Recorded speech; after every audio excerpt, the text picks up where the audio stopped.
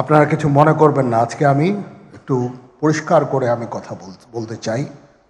আপনাদের সবার হয়তো ভালো নাও লাগতে পারে, কিন্তু বিশ্বাস করেন, আমার এটা যদি আপনারা গ্রহণ করেন, আপনারা লাভবান হবেন, কোনো ক্ষতি হবে না দেশের। আমার অন্য কোনো আকাঙ্ক্ষা নাই, আমার একটাই আকাঙ্ক্ষা, দেশ এবং জাতিটাকে একটা সুন্দর জায়গায় রেখে ছুটি করা। I had enough. Was last 7-8 months I had enough. আমি চাই দেশ এবং জাতিকে একটা সুন্দর জায়গায় রেখে আমরা সেনানিবাসে ফেরত আসব।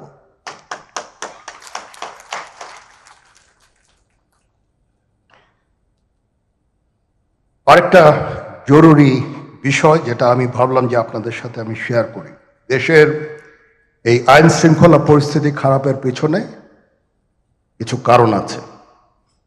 প্রথম কারণটা হচ্ছে যে আমরা নিজেরা হানাহানির মধ্যে ব্যস্ত, একজন আরেকজনের বিরুদ্ধে বিষোদ্গারে ব্যস্ত।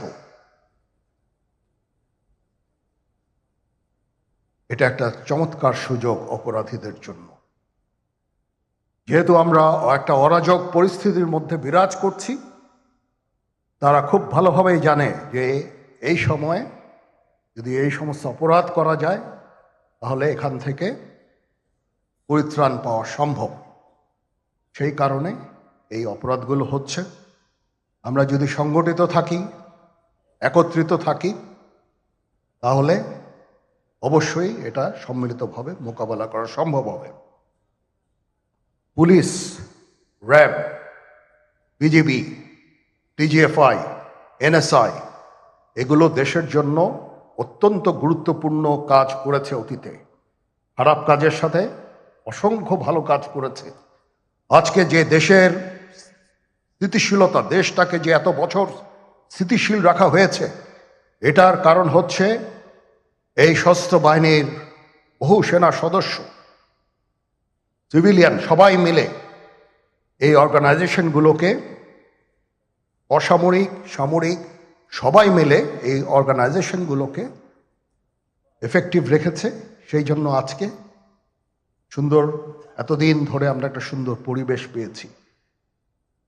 এর মধ্যে যারা কাজ করেছে, যদি অপরাধ করে থাকে সেটা শাস্তি হবে, অবশ্যই শাস্তি হতে হবে, না হলে এই জিনিস আবার ঘটবে।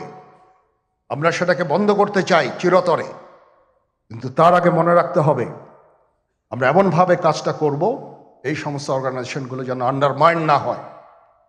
আজকে পুলিশ সদস্য কাজ করছে না, একটা বিশাল বড় কারণ হচ্ছে অনেকের বিরুদ্ধে মামলা, অনেকে জেলে। RAB, BGB, DGFI, NSI panicked. বিভিন্ন দোষারোপ, গুম, খুন ইত্যাদি তদন্ত চলছে। অবশ্যই তদন্ত হবে, দোষীদের বিচারের আওতায় আনতে হবে। এমনভাবে কাজটা করতে হবে যেন এই অর্গানাইজেশনগুলো আন্ডারমাইন না হয়। এই অর্গানাইজেশনগুলোকে যদি আন্ডারমাইন করে আপনারা মনে করেন যে দেশের শান্তি শৃঙ্খলা বিরাজ করবে, সবাই শান্তিতে থাকবেন, সেটা হবে না, সেটা সম্ভব না। আমি আপনাদের পরিষ্কার করে বলে দিচ্ছি, এই দেশের শান্তি শৃঙ্খলা রক্ষার দায়িত্ব খালি সেনাবাহিনীর না। 2 লক্ষ পুলিশ আছে, বিজিবি আছে, র্যাব আছে, আনসার ভিডিপি আছে, আমার আছে হচ্ছে 30,000 সৈন্য। এদেরকে আমি এই যে একটা বিরাট ভয়েড, আমি এই 30,000 সৈন্য দিয়ে আমি কিভাবে এটা পূরণ করব? 30,000 থাকে, আবার 30,000 চলে যায় ক্যান্টনমেন্টে, আরো 30,000 আসে। এটা দিয়ে আমরা দিন রাত আমরা চেষ্টা করে যাচ্ছি। এখানে যে সমস্ত উচ্ছৃঙ্খল কাজ হয়েছে সেটা আমাদের নিজস্ব তৈরি, এটা আমাদের নিজস্ব ম্যানুফ্যাকচার, আমরা নিজস্ব এইগুলো তৈরি করেছি। এই বিপরীতমুখী কাজ করলে এসে কখনো শান্তি শৃঙ্খলা আসবে না, এই জিনিসটা আপনাদের মনে রাখতে হবে। 2009 সালের 25শে ফেব্রুয়ারি আমরা এই 57 জন চৌকস সেনা অফিসার, এবং শুধু তাই নয়, আমাদের কিছু কিছু পরিবারবর্গর সদস্যদের আমরা হারিয়েছি। এখানে আসার সময় এই ছবিগুলো আমি দেখছিলাম। এই ছবিগুলো আপনারা অনেকে ছবিতে দেখেছেন, কিন্তু এগুলো আমার সব চাক্ষুষ দেখা। আমি একটা চাক্ষুষ সাক্ষী এই সমস্ত বর্বরতার। একটা জিনিস আমাদের সবসময় মনে রাখতে হবে, এই বর্বরতা কোনো সেনা সদস্য করেনি, সম্পূর্ণটাই তদানীন্তন বিজিবি সদস্য দ্বারা সংঘটিত। Full stop. এখানে কোনো ইফ এবং বাট নাই। এখানে যদি ইফ এবং বাট আনেন, এই যে বিচারিক কার্যক্রম এতদিন ধরে হয়েছে, 16 বছর ধরে 17 বছর ধরে যারা জেলে আছে, যারা কনভিক্টেড, সেই বিচারিক প্রক্রিয়া ব্যাহত হবে। এই জিনিসটা আমাদের খুব পরিষ্কার করে মনে রাখা প্রয়োজন। এই বিচারিক প্রক্রিয়াকে নষ্ট করবেন না। যে সমস্ত সদস্য শাস্তি পেয়েছে তারা শাস্তি পাওয়ার যোগ্য। এখানে কোনো রাজনৈতিক নেতৃবৃন্দ এর মধ্যে উপস্থিত ছিল কিনা, ইনভলভ ছিল কিনা, বাইরের কোনো শক্তি এর মধ্যে ইনভলভ ছিল কিনা, সেটার জন্য কমিশন করা হয়েছে। কমিশনের চেয়ারম্যান এখানে আছেন, উনি এটা বের করবেন এবং আপনাদের জানাবেন। বটম লাইন হচ্ছে যে এই সমস্ত আমাদের এই চৌকস সেনা সদস্য যারা প্রাণ হারিয়েছেন, তারা প্রাণ হারিয়েছেন তদানীন্তন বিডিআর সদস্যদের গুলিতে। আমরা নিজেরা এই সমস্ত জিনিস নিয়ে অনেক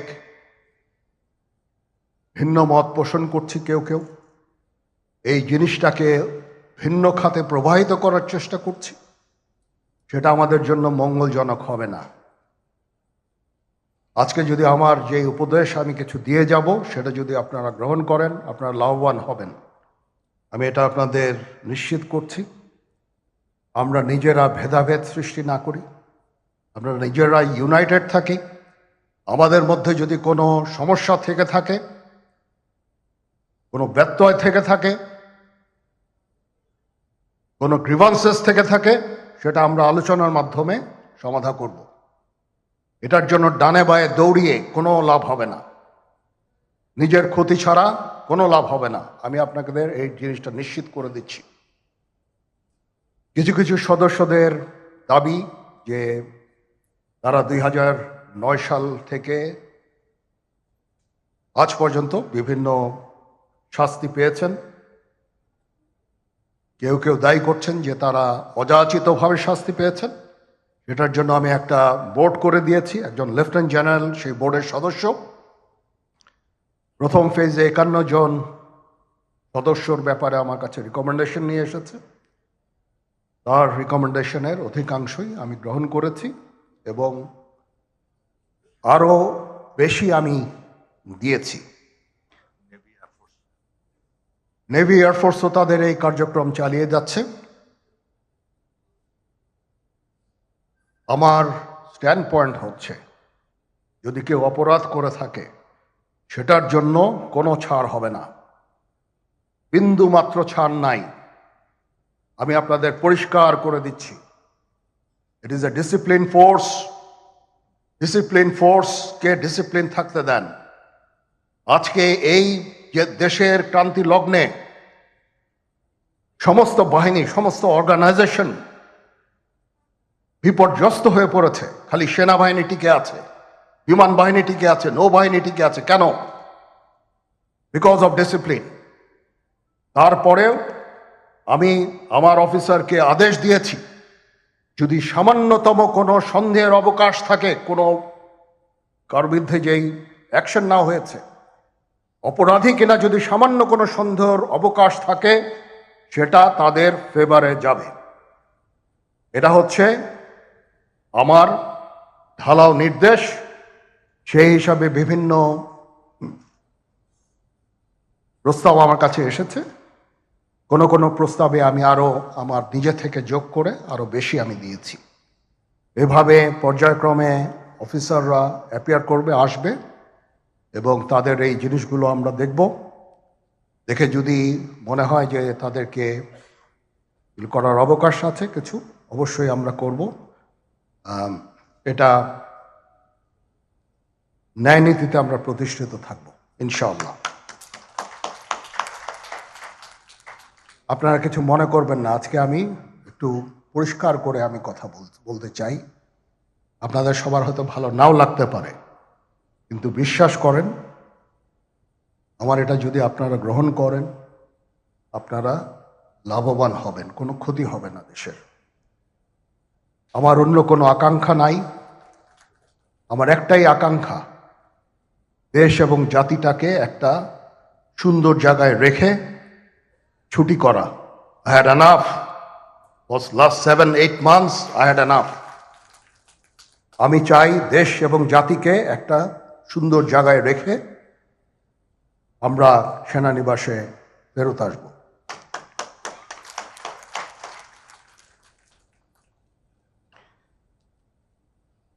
আরেকটা জরুরি বিষয় যেটা আমি ভাবলাম যে আপনাদের সাথে আমি শেয়ার করি।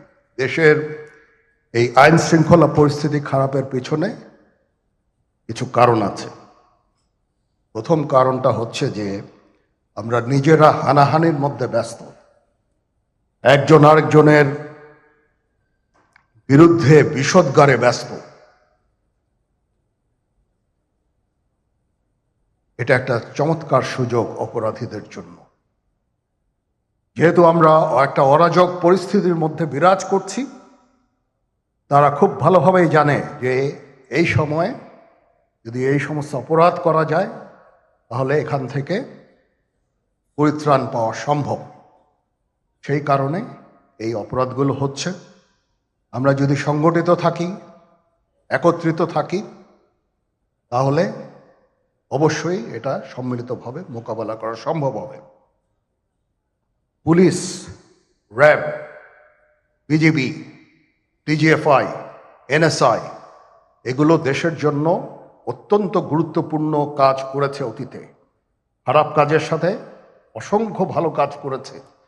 আজকে যে দেশের স্থিতিশীলতা, দেশটাকে যে এত বছর স্থিতিশীল রাখা হয়েছে, এটার কারণ হচ্ছে এই সশস্ত্র বাহিনীর বহু সেনা সদস্য, সিভিলিয়ান সবাই মিলে এই অর্গানাইজেশনগুলোকে, অসামরিক, সামরিক সবাই মিলে এই অর্গানাইজেশনগুলোকে এফেক্টিভ রেখেছে। সেই জন্য আজকে সুন্দর, এতদিন ধরে আমরা একটা সুন্দর পরিবেশ পেয়েছি। এর মধ্যে যারা কাজ করেছে, যদি অপরাধ করে থাকে সেটার শাস্তি হবে, অবশ্যই শাস্তি হতে হবে, না হলে এই জিনিস আবার ঘটবে। আমরা সেটাকে বন্ধ করতে চাই চিরতরে, কিন্তু তার আগে মনে রাখতে হবে আমরা এমনভাবে কাজটা করব এই সমস্ত অর্গানাইজেশনগুলো যেন আন্ডারমাইন না হয়। আজকে পুলিশ সদস্য কাজ করছে না, এটা বিশাল বড় কারণ হচ্ছে অনেকের বিরুদ্ধে মামলা, অনেকে জেলে। RAB, BGB, DGFI, NSI panicked. বিভিন্ন দোষারোপ, গুম, খুন, খুন ইত্যাদি তদন্ত চলছে। অবশ্যই তদন্ত হবে, দোষীদের বিচারের আওতায় আনতে হবে। এমনভাবে কাজটা করতে হবে যেন এই অর্গানাইজেশনগুলো আন্ডারমাইন না হয়। এই অর্গানাইজেশনগুলোকে যদি আন্ডারমাইন করে আপনারা মনে করেন যে দেশে শান্তি শৃঙ্খলা বিরাজ করবে, সবাই শান্তিতে থাকবেন, সেটা হবে না, সেটা সম্ভব না। আমি আপনাদের পরিষ্কার করে বলে দিচ্ছি, এই দেশের শান্তি শৃঙ্খলা রক্ষার দায়িত্ব খালি সেনাবাহিনীর না। 2 লক্ষ পুলিশ আছে, বিজিবি আছে, র্যাব আছে, আনসার ভিডিপি আছে, আমার আছে হচ্ছে 30,000 সৈন্য। এদেরকে আমি এই যে একটা বিরাট ভয়েড, আমি এই 30,000 সৈন্য দিয়ে আমি কিভাবে এটা পূরণ করব? 30,000 থাকে, আবার 30,000 চলে যায় ক্যান্টনমেন্টে, আরো 30,000 আসে। এটা দিয়ে আমরা দিন রাত আমরা চেষ্টা করে যাচ্ছি। এখানে যে সমস্ত উচ্ছৃঙ্খল কাজ হয়েছে সেটা আমাদের নিজস্ব তৈরি। এটা আমাদের নিজস্ব ম্যানুফ্যাকচার, আমরা নিজস্ব এইগুলো তৈরি করেছি। এই বিপরীতমুখী কাজ করলে এসে কখনো শান্তি শৃঙ্খলা আসবে না, এই জিনিসটা আপনাদের মনে রাখতে হবে।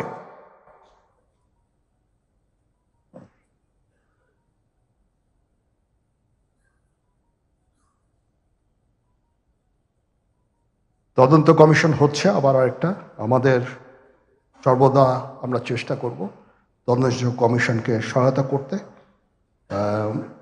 যে ধরনের সাহায্য সহযোগিতার প্রয়োজন হয় আমরা করব। আমরা দেশে একটা ফ্রি ফেয়ার অ্যান্ড ইনক্লুসিভ একটা ইলেকশনের জন্য দিকে ধাবিত হচ্ছে, এবং তার আগে যে সমস্ত সংস্কার করা প্রয়োজন অবশ্যই সরকার সেদিকে খেয়াল করবেন। আমি যতবারই ডক্টর ইউনূসের সাথে কথা বলেছি, he completely agrees with me. There should be free, fair and inclusive election, and that election should be within December or close to that. যেটা আমি এর প্রথমেই বলেছিলাম যে 18 মাসের মধ্যে একটা ইলেকশন। আমার মনে হয় যে সরকার সেদিকেই ধাবিত হচ্ছে। ডক্টর ইউনূস যথাসাধ্য চেষ্টা করে যাচ্ছেন এই দেশটাকে ইউনাইটেড রাখতে, কাজ করে যাচ্ছেন উনি। ওনাকে আমাদের সাহায্য করতে হবে, উনি যেন সফল হতে পারেন সেদিকে আমরা সবাই চেষ্টা করব। আমরা একসাথে ইনশাল্লাহ কাজ করে যাব। আজকে রাওয়ার চেয়ারম্যান মহোদয় আমাকে এখানে দাওয়াত দিয়েছেন। উনি চেয়ারম্যান হওয়ার পরে এটা দ্বিতীয়বার আমি এসেছি। ওনার কাছে আমি কৃতজ্ঞ যে উনি আমাদেরকে আলাদাভাবে, বা রাওয়া আমাদেরকে আলাদাভাবে দেখছে না। সার্ভিং অ্যান্ড রিটায়ার্ড, আমি তো বলেছি প্রথমেই যে there should be any difference. আমি সেনা প্রধান হিসাবে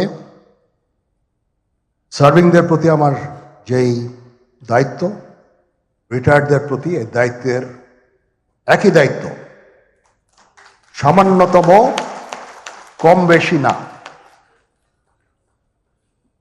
সেই চেষ্টা আমি করে যাচ্ছি আমাদের লিমিটেড রিসোর্সের মধ্যে। আমরা হেলথ কেয়ারের উপরে বেশ কিছু কাজ করছি, নিজস্ব কিছু মেডিকেল হসপিটাল করার চেষ্টা করছি, ক্লিনিক করার চেষ্টা করছি, এবং আপনারা আস্তে আস্তে এগুলোর ফল ইনশাল্লাহ পাবেন। আসেন আমরা নিজেদের মধ্যে মারামারি কাটাকাটি না করে আমরা উই ইউনাইট আওয়ারসেলভস। দেশ জাতি যেন একসাথে থাকতে পারি সেদিকে আমাদের কাজ করতে হবে। আমাদের মধ্যে মতের বিরোধ থাকতে পারে, চিন্তা চেতনার বিরোধ থাকতে পারে, কিন্তু দিন শেষে যেন আমরা সবাই দেশ এবং জাতির দিকে খেয়াল করে আমরা যেন এক থাকতে পারি। তাহলে এই দেশটা উন্নত হবে, এই দেশটা সঠিক পথে পরিচালিত হবে। না হলে আমরা আরো সমস্যার মধ্যে পড়তে যাব। বিশ্বাস করেন, we don't want to head, ওইদিকে আমরা যেতে চাই না। আমি আপনাদের সতর্ক করে দিচ্ছি। পরে বলবেন যে আমি সতর্ক করিনি, আমি আপনাদের সতর্ক করে দিচ্ছি। আপনারা যদি নিজেদের মধ্যে ভেদাভেদ ভুলে একসাথে কাজ না করতে পারেন, নিজেরা যদি কাদা ছোড়াছুড়ি করেন, মারামারি কাটাকাটি করেন, এই দেশ এবং জাতির স্বাধীনতা সার্বভৌমত্ব বিপন্ন হবে। আমি আজকে বলে দিলাম, নাইলে আপনারা বলবেন যে আমি আপনাদের সতর্ক করিনি। আমি সতর্ক করে দিচ্ছি আপনাদের। এই দেশ আমাদের সবার, আমরা সবাই সুখে শান্তিতে থাকতে চাই। আমরা চাই না হানাহানি, কাটাকাটি, মারামারি। সেই উদ্দেশ্যে আমি কাজ করে যাচ্ছি, আমরা কাজ করে যাচ্ছি। আমাদের সেনাবাহিনীর প্রতি আক্রমণ করেন না। একটা কমন জিনিস আমি দেখতে পাচ্ছি, সেনাবাহিনী এবং সেনা প্রধানের প্রতি বিদ্বেষ কারো কারো। কি কারণে আজ পর্যন্ত আমি এটা খুঁজে পাইনি। আমরা হচ্ছে একমাত্র ফোর্স যেটা আপনাদের জন্য কাজ করে যাচ্ছি, দাঁড়িয়ে আছি প্ল্যাটফর্মে। Of course navy and air force, navy chief আবার মন খারাপ করে করছে, navy air force all, we all আমাদেরকে সাহায্য করেন, আমাদেরকে আক্রমণ করেন না। আমাদেরকে অনুপ্রাণিত করেন, আমাদেরকে উপদেশ দেন। কোনো একটা সমস্যা হয়ে গেলে আমি যেন নুরুদ্দিন স্যারের স্বর্ণপন্ন হই এবং উনি আমাকে উপদেশ দেন, সিনিয়র জেনারেলরা আমাকে উপদেশ দেন, আমি সবার কাছে স্বর্ণপন্ন হই। আমাদের প্রতি আক্রমণ করেন না, উপদেশ দেন। আমরা অবশ্যই ভালো উপদেশ গ্রহণ করব। আমরা একসাথে থাকতে চাই এবং দেশ এবং জাতিকে এগিয়ে নিয়ে যেতে চাই। সবাই ভালো থাকবেন। কর্নেল হকের প্রতি আন্তরিক কৃতজ্ঞতা। উনি আমাকে সুযোগ করে দিয়েছেন আজকে এখানে আপনাদের সাথে এসে কথা বলার জন্য। একটু মন খুলেই কথা বললাম। এতদিন যে কথা মনের মধ্যে ছিল সবসময় প্রকাশ করতে পারি না, প্রকাশ করাও যায় না। আজকে প্রকাশ করে ফেললাম। আমি জানি না এখানে অনেক মিডিয়া আছে, মিডিয়া না থাকলেই মনে হয় ভালো হতো। সবার সামনে আমি আমার মনের কথাটা প্রকাশ করে ফেললাম। কাউকে যদি দুঃখ দিয়ে থাকি আমাকে ক্ষমা করবেন। চলেন, আসেন আমরা একসাথে কাজ করি, দেশ এবং জাতিকে একটা সুন্দর জায়গায় নিয়ে যাই। এখানেই আমাদের ছেলেমেয়েরা বাস করবে। তাদের জন্য এমন কোনো স্থান আমরা রেখে না যাই যেখানে হানাহানি, কাটাকাটি, মারামারি হবে। আমাদের পরবর্তী প্রজন্ম এই দেশে তাহলে থাকতে পারবে না। সবাই ভালো থাকবেন। আল্লাহ হাফেজ।